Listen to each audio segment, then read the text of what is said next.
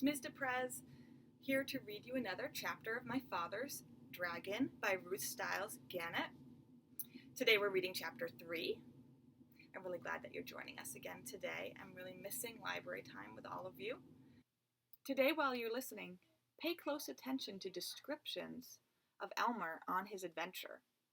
I would love to see lots of your drawings and colorful pictures of Elmer on his adventure in this story.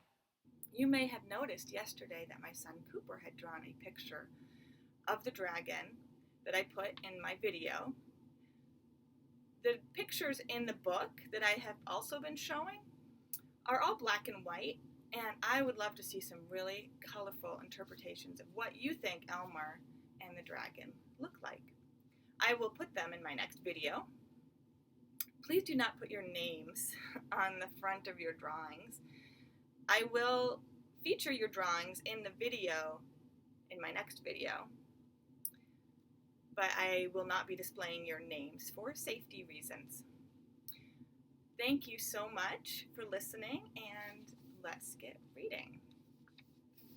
Chapter 3, My Father Finds the Island. My father hid in the hold for 6 days and nights. Twice he was nearly caught when the ship stopped to take on more cargo. But at last he heard a sailor say that the next port would be Cranberry, and that they'd be unloading the wheat there.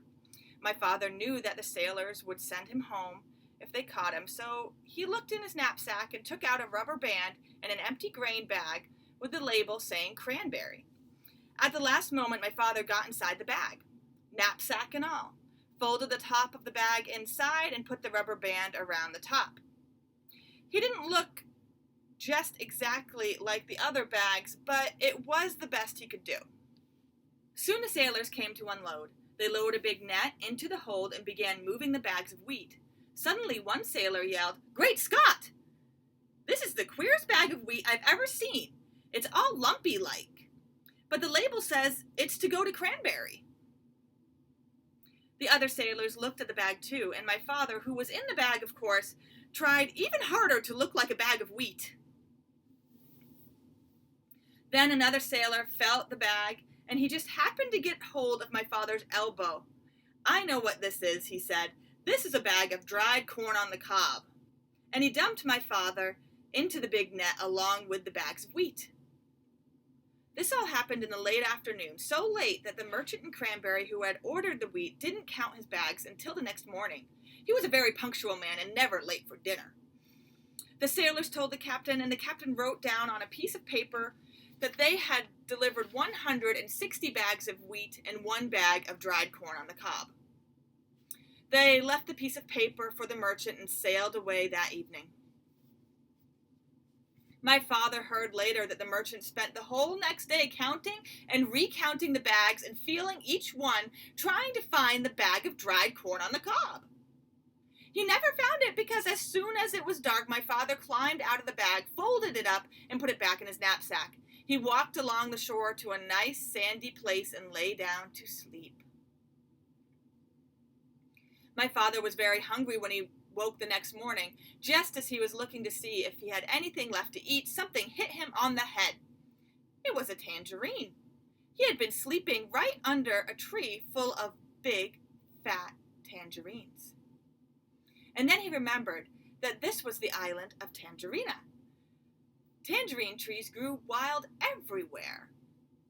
My father picked as many as he had room for, which was 31, and started off to find Wild Island. He walked and walked along the shore, looking for the rocks that joined the 2 islands.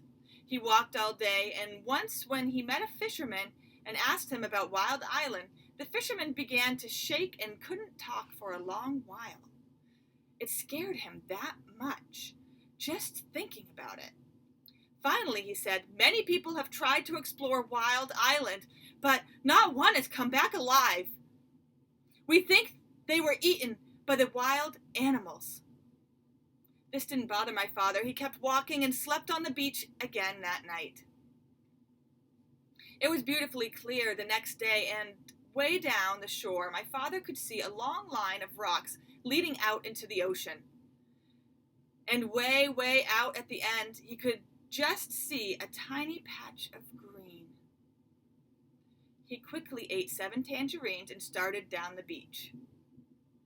It was almost dark when he came to the rocks, but there, way out in the ocean, was a patch of green. He sat down and rested for a while, remembering that the cat had said, "If you can, go out to the island at night, because then the wild animals won't see you coming along the rocks, and you can hide when you get there." So my father picked 7 more tangerines, put on his black rubber boots, and waited for dark. It was a very black night, and my father could hardly see the rocks ahead of him. Sometimes they were quite high, and sometimes the waves almost covered them, and they were slippery and hard to walk on. Sometimes the rocks were far apart, and my father had to get a running start and leap from one to the next. After a while, he began to hear a rumbling noise. It grew louder and louder as he got nearer to the island. At last, it seemed as if he was right on top of the noise. And he was. He had jumped from a rock onto the back of a small whale who was fast asleep and cuddled between 2 rocks.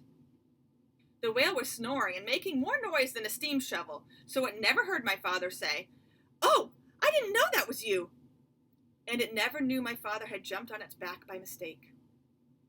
For 7 hours, my father climbed and slipped and leapt from rock to rock, but while it was still dark, he finally reached the very last rock and stepped off onto Wild Island. And that is the end of chapter 3. Tomorrow, we'll read chapter 4, and hopefully maybe I'll have a few drawings to show you guys. And if not, if you send them along later, I'll put them in other videos as we move along in this book. There are 10 chapters in this book. Tomorrow, chapter 4. For now, goodbye, and I'll see you guys soon. I miss you so much. Bye-bye.